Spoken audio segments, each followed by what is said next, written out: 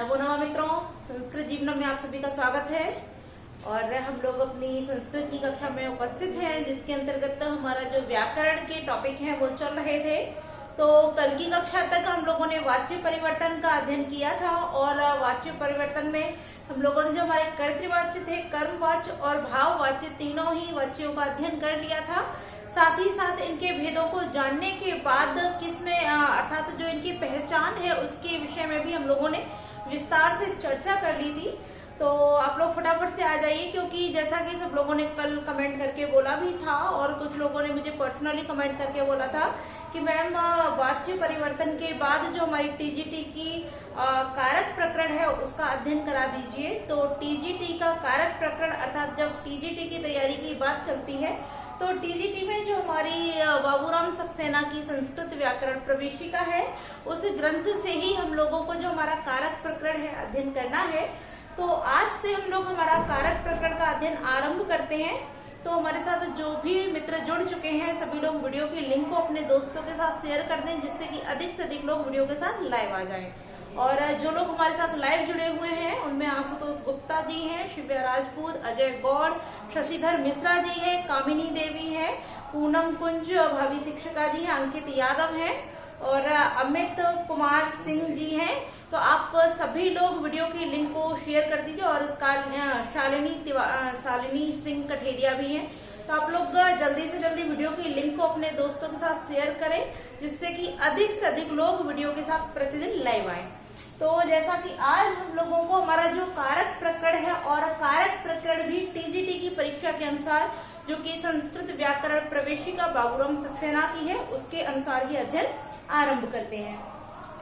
तो जब हम संस्कृत व्याकरण प्रवेशिका के अनुसार सबसे पहले यदि कारक प्रकरण की बात करते हैं कि कारक प्रकरण का अध्ययन करना है, तो कारक प्रकरण में सबसे पहला जो हमारा शब्द आता है वह कारक ही आ जाता है कि कारक क्या होता है, किसको कारक कहा जाता है, कारक का अर्थ क्या होता है। तो चलिए सबसे पहले हम लोग जो हमारा कारक है, कारक का ही अर्थ क्लियर करते हैं। कारक के अर्थ के साथ इसकी व्याख्या करते हुए कि कारक क्या होता है, इसकी परिभाषाएं क्या है जो कि सूत्रों में निबद्ध की गई हैं, और कारक कितने प्रकार के होते हैं, संस्कृत में कारकों की संख्या कितनी होती है, साथ ही साथ जो विभक्तियां हैं और कारकों के अंतर्गत जो सूत्र इत्यादि आते हैं उन सभी का अध्ययन आरंभ करेंगे। तो सबसे पहले जैसा कि हम लोगों ने बात की कि कारक प्रकरण में जो कारक है वह क्या है। अगर हम इस कारक शब्द की शाब्दिक अर्थ की बात करते हैं तो हमारा जो कारक है, चलिए यहाँ हम लिखते चलते हैं कारक। तो कारक क्या होता है, सबसे पहले प्रश्न यही आ जाता है कि कारक जो है वह क्या है और इसकी निष्पत्ति कैसे हुई, अर्थात इसका शाब्दिक अर्थ जो है वो कैसे उत्पन्न होता है। तो कारक शब्द की बात करें तो हमारी क्रि धातु होती है। कौन सी? क्रि धातु होती है। और क्रि धातु के साथ जब हम ड़ोल प्रत्यय का विधान करते हैं, ड़ोल प्रत्यय को जोड़ते हैं, लगाते हैं, इसके साथ क्रि धातु के साथ जब ड़ोल प्रत्यय का विधान करते हैं तो हमारा कारक शब्द निष्पन्न होता है। और कारक शब्द का शाब्दिक अर्थ होता है करने वाला, अर्थात जो करने वाला होता है वही कारक कहलाता है। और कारक की निष्पत्ति की बात भी हम लोगों ने कर ली कि क्रि धातु के साथ जब हम ड़ोल प्रत्यय का विधान करते हैं तब कारक शब्द निष्पन्न होता है। चलिए अब यहाँ जैसा कि हम लोगों ने जो कारक शब्द है वह किस प्रकार बना इसको जान लिया, और कारक शब्द का अर्थ भी शाब्दिक अर्थ जान लिया कि कारक किसको कहते हैं, करने वाले को, करने वाला कारक कहलाता है। ठीक है।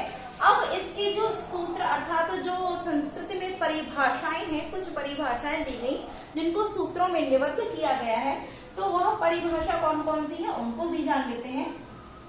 तो जैसे क्रिया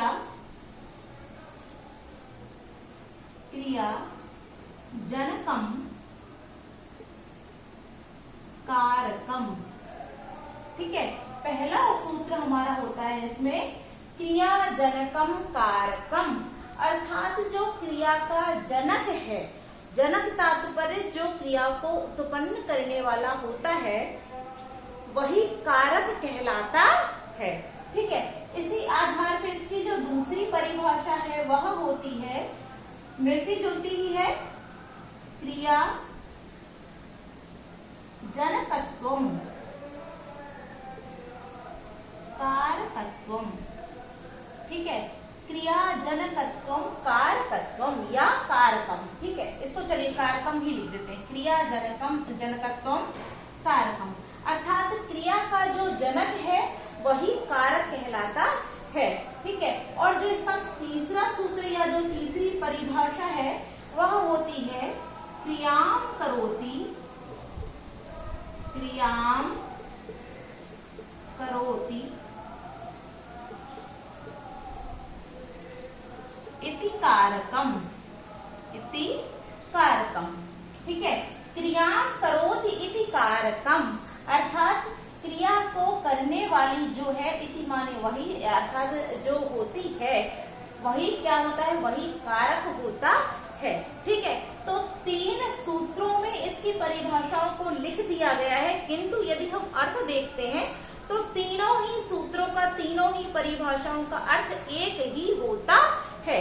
क्या होता है कि क्रिया का जो जनक है, क्रिया का जो उत्पन्न करने वाला है, अर्थात जिससे क्रिया संबंधित होती है, संबंधित होती है, वही कारक कहलाता है।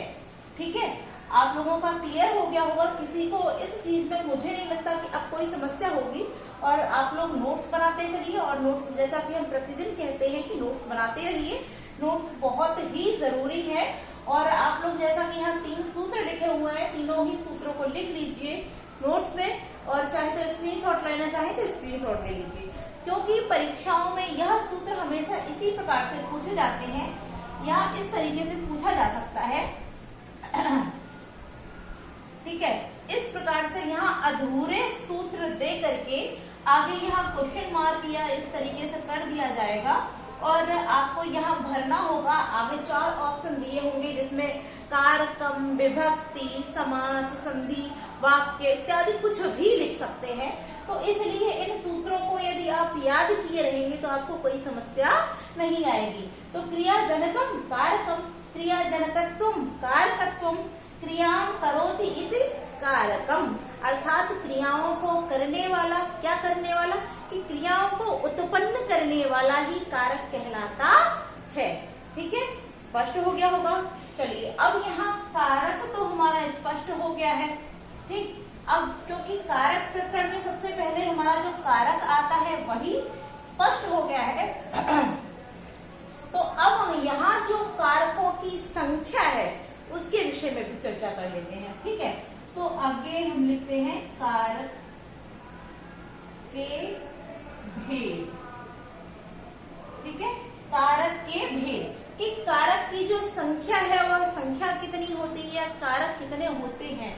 तो चाहे कारक के भेद लिख लीजिए, चाहे कारकों की संख्या। चलिए इसको भेद को हटा देते हैं, संख्या की देते हैं, कारकों की संख्या। ठीक, चाहे आप इसको भेद लिखिए चाहे संख्या लिखिए, बात तो वही है कि कारकों की कितनी संख्या होती है या कारकों के कितने भेद हैं, कि कारक होते कितने हैं। तो सबसे पहले प्रश्न यहाँ बन जाता है कि संस्कृत में जो कारक हैं, इन कारकों की संख्या कितनी है। तो जैसा कि कुछ छात्रों ने हिंदी का अध्ययन किया रहा होता है, तो वह लोग कारकों की संख्या 8 जानते हैं, किंतु हम लोग किसका अध्ययन कर रहे हैं, संस्कृत का। जब हम संस्कृत विषय का अध्ययन कर रहे हैं तो हम किसके कारकों की संख्या जानेंगे, संस्कृत के। तो जब संस्कृत के कारकों की हम बात करते हैं तो संस्कृत में कारकों की संख्या 6 मानी गई है। कितनी मानी गई है, 6। आप लोग साथ साथ कमेंट भी करते चलिए कि कारकों की संख्या कितनी है, 6 होती है। अब उसके लिए एक श्लोक के माध्यम से कहा गया है,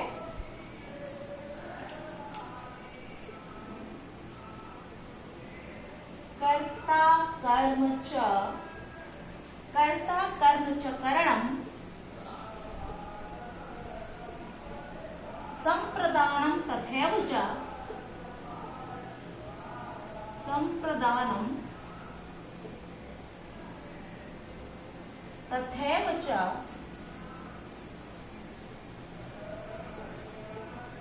अपादान अधिकरणे अधिकरणम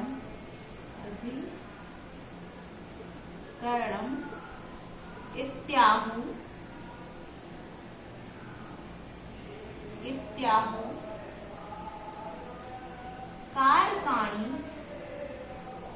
कारकाणि षट्। कर्ता कर्म च करणं संप्रदानं तथैव च अपादानादिकरणम् इति आहु कारकाणि षट्। ठीक है, तो यहाँ कितने कारकों बताया गया है, चलिए उसको भी देख लेते हैं। तो सबसे पहले कर्ता, ठीक, फिर कर्म, उसके बाद करण, अगला संप्रदान। तो पहली पंक्ति में कितने कारकों का वर्णन कर दिया गया है, 4 कारक। कौन कौन से, कर्ता, कर्म, करण और संप्रदान। तथैव, तथा, च माने और भी हैं। कौन कौन से, तो अपादान, फिर अधिकरणम, अपादान अधिकरणम इत्याहु, इति आहु, ऐसे आहु माने कहने चाहिए, कारकाणि षट्, 6 कारक कहने चाहिए। ठीक है, तो कर्ता, कर्म, करण, संप्रदान, अपादान, ठीक है, अधिकरण, 6 कारक होते हैं। अर्थात 6 कारकों को आहु माने कहा गया है या कहने चाहिए।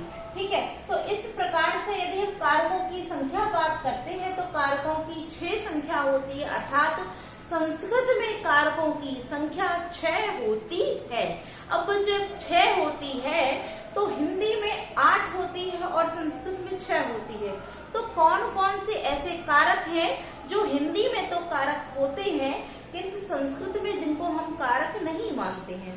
तो उसके लिए जैसा कि अभी हम लोगों ने कारकों की परिभाषा देखी थी, वहां बताया गया था कि जो क्रियाओं के जनक होते हैं, क्रियाओं को उत्पन्न करने वाले होते हैं, वही कारक कहे जाते हैं। तो जब क्रियाओं के साथ जिसका सीधा संबंध होता है, जो प्रत्यक्ष रूप से क्रियाओं से जुड़े हुए होते हैं, वही कारक कहलाते हैं। ठीक है, तो अब हम जबकि यहाँ हमने देखा कि कर्ता, कर्म, करण, संप्रदान, अपादान, अधिकरण, यह जो हमारे 6 कारक कहे गए हैं, यह प्रत्यक्ष रूप से क्रियाओं के साथ जुड़े रहते हैं और जुड़े रहने के कारण ही इन 6 को संस्कृत में कारकों की संज्ञा दी गई है, अर्थात कारक कहा गया है। अब जो कि हिंदी में 2 और भी कारक होते हैं, वह कौन से हैं, तो वह होते हैं हमारा संबंध। कौन सा होता है, एक संबंध होता है और एक संबोधन होता है। क्या होता है, संबोधन। ठीक है, तो जो संबंध और संबोधन होते हैं, यह 2 जो होते हैं, उनका क्रिया से कोई लेना देना नहीं होता है। अर्थात क्रियाओं के साथ इन दोनों कारकों का कोई प्रत्यक्ष संबंध नहीं होता है। और इसी कारण से, क्योंकि इनका जब कारकों का क्रिया से सीधा संबंध नहीं होता है, प्रत्यक्ष संबंध नहीं होता है, तब इन कारकों को हम संस्कृत के अंतर्गत कारक नहीं मानते हैं। ठीक है, तो इस कारण से यहाँ जो संबंध और संबोधन हमारे 2 बताए गए हैं, यह हिंदी में तो कारक हैं। क्यों है, क्योंकि हिंदी में इनको कारकों के अंतर्गत माना गया है, रखा गया है। किंतु संस्कृत में जो कारकों की परिभाषा दी गई है, वह यही कहती है कि जो क्रियाओं के साथ सीधा संबंध रखते हैं, जो सीधे तौर पे कारकों से जो कारक होते हैं वह क्रियाओं से जुड़े हुए होते हैं, वही कारक कहलाते हैं। तो यहाँ इन दोनों का कोई संबंध क्रिया से नहीं होता है। जैसे कि आप सीधा सा एक एग्जांपल लीजिए कि राजा दशरथ के पुत्र राम थे। ठीक है, तो यहाँ जो थे क्रिया हो गई कि पुत्र थे, तो पुत्र तो वैसे ही कर्म इत्यादि में, कर्म संज्ञा इत्यादि में आ गया। तो जो थे हमारी क्रिया है। ठीक है, तो अब क्रिया भी नहीं कहना चाहिए क्योंकि यहाँ क्रिया भी नहीं आई है। ठीक, तो क्योंकि जब क्रिया ही नहीं आ रही तो यहाँ क्रियाओं का आगमन भी नहीं हो रहा है, तो इस संबंध का कोई भी वहाँ प्रत्यक्ष हमको स्पष्ट नहीं हो रहा है। और जब स्पष्ट नहीं हो रहा है, इसी कारण से यहाँ संस्कृत के अंतर्गत इन दोनों को कारक नहीं माना जाएगा। ठीक है, स्पष्ट हो गया होगा। अब किसी को कोई समस्या नहीं हो गई होगी कि हिंदी में कारकों की संख्या तो हम 8 मानते हैं, किंतु यदि हम संस्कृत की बात करते हैं तो संस्कृत में कारकाणि षट अर्थात कारकों की संख्या 6 होती है, और जो हमारा संबंध और संबोधन होता है यह संस्कृत के अंतर्गत कारकों में नहीं गिना जाता है, अर्थात इनको कारकों के अंतर्गत नहीं रखा जाता है। ठीक है, अब यहाँ हम लोगों ने कारकों को स्पष्ट कर लिया है, कारक का अर्थ स्पष्ट कर लिया है, कारकों की संख्या स्पष्ट कर ली है। तो आइए अब हम कारकों को भी देख लेते हैं कि कारक कौन कौन से होते हैं, और जो कारकों के, अब कारक कौन कौन से होते हैं वह तो हम लोग श्लोक के माध्यम से भी देख लिया है, किंतु इन कारकों के जो कारक चिन्ह है जिनको हम पहचान सकें, देखकर जान सकें, उन चिन्हों के विषय में भी बात कर लेते हैं।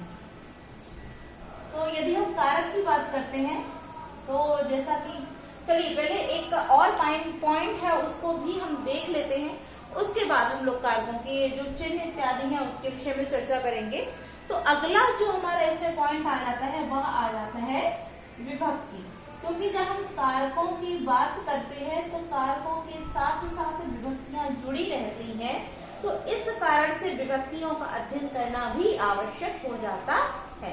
ठीक है, अब विभक्ति क्या होती है इसके विषय में भी जानना आवश्यक है कि क्या है यह विभक्ति।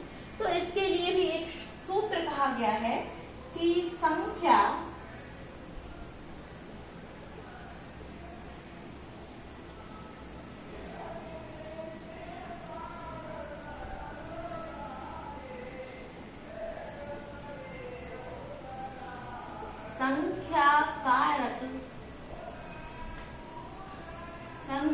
कारक बोधयित्री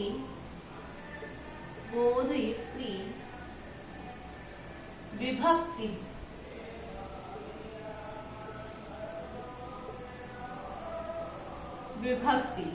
ठीक है, संख्या कारक बोधयित्री विभक्ति अर्थात जो हमको शब्द के जो रूप होते हैं, अर्थात शब्द के जिस रूप द्वारा उसकी जो संख्या होती है, वचन होते हैं, ऐसी संख्याओं और वचनों का जो ज्ञान बोधयित्री वाले जो ज्ञान कराने वाले होते हैं, अर्थात जो कारकों की जो कारक की बात नहीं कि शब्द के जिस रूप को हम जिस रूप की संख्या और संख्या या वचन इत्यादि को वचन उसके कारक का बोध कराते हैं। ठीक है, अब जैसे कि यदि हम कारक की बात करते हैं कि कोई भी कारक है और उस कारक में आपने देखा होगा कि एक वचन, द्विवचन और बहुवचन करके 3 वचनों में जो हमारे कारक के रूप होते हैं वह लिखे हुए होते हैं। ठीक है, तो यहाँ अगर हम बात करते हैं कि जो 3 रूप लिखे होते हैं, तो यहाँ वचन से तात्पर्य, संख्या से तात्पर्य हो गया वचन, कि जो शब्द के जिस रूप के द्वारा हम उस शब्द के वचन के कारक को ज्ञात करते हैं, तो वह वचन और कारक को जो ज्ञात कराने वाली होती है वह क्या होती है, वह विभक्ति होती है। अर्थात पुनः स्पष्ट कर लीजिए कि शब्द के जिस रूप द्वारा उसकी संख्या, वचन और कारक का बोध कराया जाता है वही विभक्ति कहलाती है। अर्थात कोई भी शब्द आपने लिया, जैसे कि हम राम शब्द लेते हैं, ठीक है, क्या शब्द हमने लिया, राम लिया, ठीक, और राम में भी जब हम लिखते हैं रामः, ठीक, तो यहाँ जब हमने रामः लिखा तो हमको यहाँ ज्ञात हो जाता है कि यह कर्ता कारक है और किस वचन में है, अर्थात इस राम की कितनी संख्या है, एक संख्या है। ठीक है, तो यहाँ कर्ता और संख्या यानी कारक और संख्या दोनों का जो बोध कराने वाली होती है, ज्ञान कराने वाली होती है, वही विभक्ति होती है। और जब हम इसको इसी प्रकार से यहाँ कर देते हैं रामः, तब हमको भी ज्ञात हो जाता है कि यहाँ जो रामः शब्द हो गया, इस रामः में भी जो हमारा कारक है वो कौन सा हो गया, कर्ता कारक हो गया, किंतु जो संख्या थी वह एक न होकर अब कितनी हो गई, बहुवचन, 3 भी हो सकता है और 3 से ज्यादा भी हो सकता है। तो इनका ज्ञान हमको किससे हुआ, इस विभक्ति से हुआ। ठीक है, तो संख्या और कारकों का जो ज्ञान कराने वाले हैं, किसके, शब्द के जिस रूप के, ठीक है, कोई सा भी शब्द हो सकता है और उस शब्द की संख्या और वचन, संख्या वचन तात्पर्य एक ही हो गया, साथ ही साथ कारकों का जो बोध कराती है वही विभक्ति कहलाती है।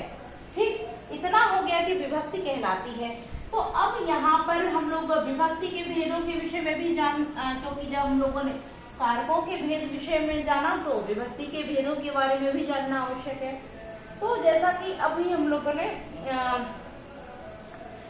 नॉर्मल तौर पे जैसे विभक्तियों का अध्ययन करते हैं तो हम लोग देखते हैं कि किसी भी शब्द रूप में 7 विभक्तियां लिखी होती हैं, प्रथमा, द्वितीया, तृतीया, चतुर्थी, पंचमी, षष्ठी और सप्तमी। तो इस प्रकार से 7 विभक्तियां होती हैं। और जब 7 विभक्तियां होती हैं तो नॉर्मल तौर पे अर्थात साधारण तौर पे विभक्तियों के भेद की बात करें, चलिए यहाँ ऐसे ही कर देते हैं, विभक्ति के भेद। यदि हम विभक्ति की बात करते हैं, विभक्ति के भेदों की, तो विभक्ति के कुल 7 भेद होते हैं। कितने? कुल 7 भेद होते हैं। अब यहाँ कौन कौन सी होती है? तो अभी हम लोगों ने जैसे बात कर ली प्रथमा विभक्ति, द्वितीय विभक्ति, तृतीय विभक्ति, चतुर्थी विभक्ति, पंचमी विभक्ति, षष्ठी विभक्ति और सप्तमी विभक्ति। ठीक है, तो यह तो इसके विभक्ति के भेद हो गए कि विभक्तियों के कुल 7 भेद होते हैं, किंतु इन विभक्तियों के 2 अन्य भेद भी हैं। अब वो 2 अन्य भेद कौन कौन से हैं? तो जैसा कि अभी तो हमने यहाँ पर जो 7 भेदों में बांटा है, इन 7 भेदों के ही 2 प्रकार और भी हैं। तो वह कौन कौन से हैं? तो जब हम विभक्ति के अन्य भेदों की बात करते हैं तो यहाँ 2 भेद आते हैं। एक हमारा आता है कारक विभक्ति, कारक विभक्ति, और दूसरा जो इसका भेद आता है वह होता है हमारा उपपद विभक्ति। कौन सा होता है? उपपद विभक्ति।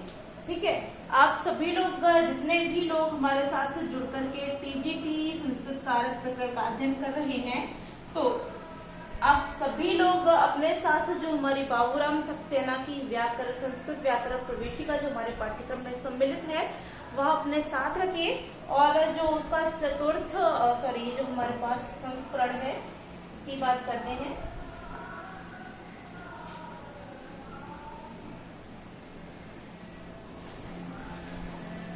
संस्कृत व्याकरण प्रवेशिका के 175वें पेज नंबर पर ही कारक प्रकरण आरंभ होता है। तो आप लोग अगर बुक्स है आपके पास तो बहुत ही अच्छी बात है, और यदि बुक्स नहीं है तो कोई बात नहीं है, हम यहाँ जो भी लिखते हैं आप नोट्स के द्वारा कंप्लीट कर सकते हैं। ठीक है, अब जैसा कि हम लोगों ने विभक्ति के 7 भेदों को तो जानना कि विभक्तियों के 7 भेद यानी 7 विभक्ति होती है। प्रथमा विभक्ति, द्वितीय विभक्ति, तृतीय विभक्ति, चतुर्थी विभक्ति, पंचमी विभक्ति, षष्ठी विभक्ति और सप्तमी विभक्ति। अब इन 7 विभक्तियों को भी हम 2 भागों में और बांटते हैं। तो 2 भाग कौन कौन से हो गए? एक हो गई हमारी कारक विभक्ति और दूसरी हमारी हो जाती है उपपद विभक्ति। अब यह कारक विभक्ति क्या होती है और उपपद विभक्ति क्या होती है, इसको भी जानना आवश्यक है, क्योंकि जब तक यह ज्ञात नहीं होगा कि कारक विभक्ति कौन सी है, उपपद विभक्ति कौन सी है और इनमें से जो बलवान विभक्ति है वह कौन सी है, तब तक हमारा जो अध्ययन है वो अधूरा रह जाएगा। ठीक है, तो सबसे पहले हम बात करते हैं कारक विभक्ति की। तो जब हम कारक विभक्ति की बात करते हैं तो जब हम कोई भी वाक्य बनाते हैं और उस वाक्य में जो हम क्रिया है अर्थात क्रिया का संबंध सीधा कारक से रहता है, तब वह कारक विभक्ति कहलाती है। अर्थात जिस वाक्य की क्रिया कारक से संबंधित होती है वह कारक विभक्ति कहलाती है। ठीक है, क्रिया का आधार क्या बताया? कारक। अर्थात किसी भी वाक्य में जिस भी वाक्य को आप निर्माण कर रहे हैं, निर्मित कर रहे हैं, बना रहे हैं और उस वाक्य की जो क्रिया है वह कारक पर आधारित होती है, तब अर्थात जो क्रिया है, क्रिया किस पर आधारित हो? कारक पर, या कारक जो है वो क्रिया पर आधारित हो, वह कारक विभक्ति कहलाती है। ठीक है, जैसे कि एग्जाम्पल एक लिखते हैं, पिता पुत्राय क्रुध्यति। ठीक है, पिता पुत्राय क्रुध्यति। अब आप यहाँ देख रहे होंगे कि इस वाक्य में जो पुत्राय है, जो हमारा पुत्राय है, वह पुत्राय में आप देख रहे हैं पुत्र जो शब्द था, पुत्र में क्या लगी हुई, चतुर्थी विभक्ति लगी है। क्या लगी है, चतुर्थी विभक्ति लगी है। तो यहाँ जो चतुर्थी विभक्ति है वो किसके आधार पर हुई है, जब हम क्रुद्ध धातु की बात करते हैं तो जैसे चतुर्थी विभक्ति में हमारा एक सूत्र होता है, क्रुद्ध द्रोह ईर्ष्या असूयार्थानाम यम प्रतिकोपः। यह जब सूत्र होता है तो सूत्र क्या कहता है कि क्रुद्ध धातु आए, क्रोध आए, द्रोह आए, ठीक है, असूया आए इत्यादि धातुएं आती हैं, तब वहां पर चतुर्थी विभक्ति हो जाती है। तो इस कारक का आधार क्या हो गया, यह क्रिया, अर्थात क्रिया का आधार कारक और कारक का आधार क्रिया हो जाने के कारण, यानी कि पुत्र में जो चतुर्थी हुई है वो किसके, इस क्रिया के क्रुद्ध धातु के कारण यहाँ पर जो चतुर्थी है वह प्रयोग की गई है।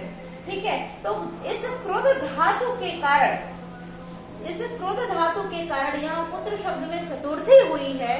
तो इस पुत्र शब्द में चतुर्थी जो हुई है वो कारक हो गई, संप्रदान कारक हो गया, किंतु किससे हुआ, इस क्रुद्ध धातु से।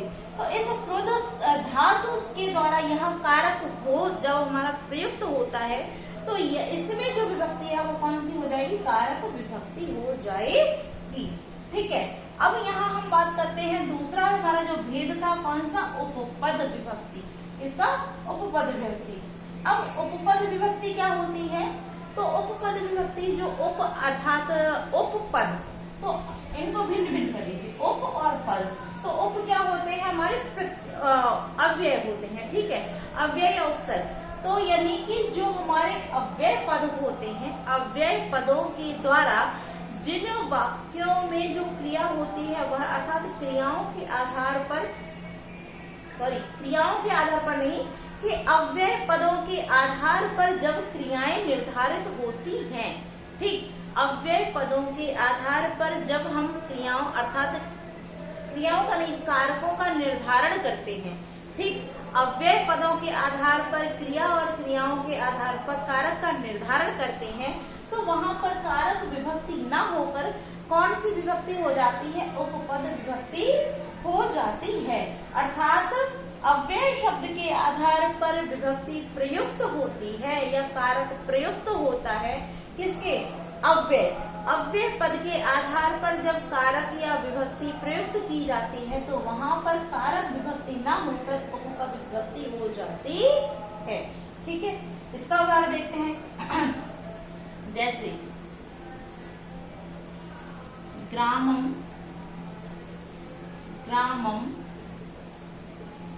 परितः वृक्षा सन्ति। ठीक, तो ग्रामम परितः वृक्षा सन्ति। अब आप यहाँ देख रहे हैं, यहाँ पर जो हमारा परितः शब्द आया है यह क्या है, यह एक अव्यय पद है। ठीक, तो इस अव्यय पद के कारण ही यहाँ ग्रामम में आप देख रहे हैं कि द्वितीया हो जाती है, जबकि अर्थ क्या है कि गांव के चारों ओर वृक्ष हैं। तो गांव के चारों ओर हैं, तो के शब्द आया है तो षष्ठी विभक्ति होनी चाहिए थी, किंतु यहाँ चारों ओर अर्थात परितः जो हमारा है वह क्या हो जाता है, अव्यय पद हो जाता है। तो अव्यय पद के योग में यहाँ पर जो ग्रामम शब्द में कर्म कारक प्रयुक्त हुआ है, तो यहाँ कर्म कारक अर्थात जो यह विभक्ति प्रयुक्त हुई है, इस कारण से यहाँ पर उपपद विभक्ति हो जाएगी। ठीक है, अब यहाँ क्रुद्ध धातु के योग में यहाँ चतुर्थी होती है, किंतु यहाँ पर अव्यय पद के आधार पर यहाँ द्वितीया हो रही है। ठीक है, दोनों का भिन्न भिन्न आप स्पष्ट कीजिए। यहाँ इस धातु के आधार पर यहाँ चतुर्थी हुई है, किंतु यहाँ क्रिया का कोई महत्व नहीं, यहाँ क्या रह गया, यहाँ पर इस अव्यय पद के आधार पर यहाँ द्वितीया हो रही है, कर्म हो रहा है, इस कारण से यहाँ उपपद है, और यह धातु के आधार पर चतुर्थी प्रयुक्त हो रही है, इस कारण यहाँ पर कारक विभक्ति हो जाती है। ठीक है, स्पष्ट हो गया होगा। चलिए आगे देखते हैं। आगे एक और हमारा हो जाता है सूत्र, लिखा आप लोग लिख लीजिए, उपपद विभक्ते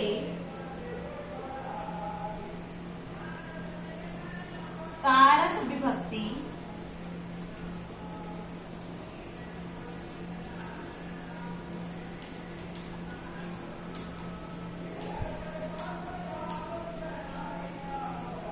कारक विभक्ति बलीयसी, बलीयसी। ठीक, क्या है हमारा उपपद विभक्ति कारक विभक्ति बलीयसी, यानी कि उपपद विभक्ति जो होती है उससे जो कारक विभक्ति होती है वो क्या होती है, बलवान होती है। अर्थात इस उपपद विभक्ति की अपेक्षा यह जो कारक विभक्ति होती है यह अधिक बलवान होती है। ठीक, अब बलवान होती है तो कैसे होती है, तो उसके लिए भी एक उदाहरण देखते हैं हम। जैसे अहम, अहम गुरुम, अहम गुरुम नमस्करोमि, नमस्करोमि। ठीक, अब जैसा कि हम लोग चतुर्थी विभक्ति में एक सूत्र पढ़ते हैं, कौन सा है, नमः स्वस्ति स्वाहा स्वधा अलम वसट योगाच। तो जब नमः धातु आती है, क्या आती है, नमः जो धातु आती है, अर्थात नमः जब अव्यय आएगा हमारा, तो नमः अव्यय के योग में चतुर्थी होनी चाहिए थी। ठीक है, तो जब चतुर्थी यहाँ पर हो जाती तो कौन सी विभक्ति हो जाती है, हमारी उपपद विभक्ति हो जाती है। किंतु यहाँ पर आप देख रहे हैं, यहाँ पर जो हमारी क्रिया लगी है वो क्या लगी है, नमस्करोमि। तो नमस्करोमि जो क्रिया हो गई, इस नमस्करोमि क्रिया के कारण ही यहाँ जो हमारा गुरुम है, इस गुरु में चतुर्थी विभक्ति की अपेक्षा कौन सी विभक्ति हो जाती है, द्वितीय विभक्ति हो जाती है। ठीक, जबकि नमः अव्यय था तो अव्यय के योग में यहाँ उपपद होना चाहिए था, किंतु नमस्करोमि जो हमने क्रिया को लिया तो नमस्करोमि क्रिया से यहाँ गुरुवे की अपेक्षा चतुर्थी की जगह क्या हो जाता है, गुरुम अर्थात द्वितीय विभक्ति हो जाती है। तो स्पष्ट होता है कि उपपद विभक्ति से जो कारक विभक्ति होती है वो अधिक शक्तिशाली या बलवान होती है।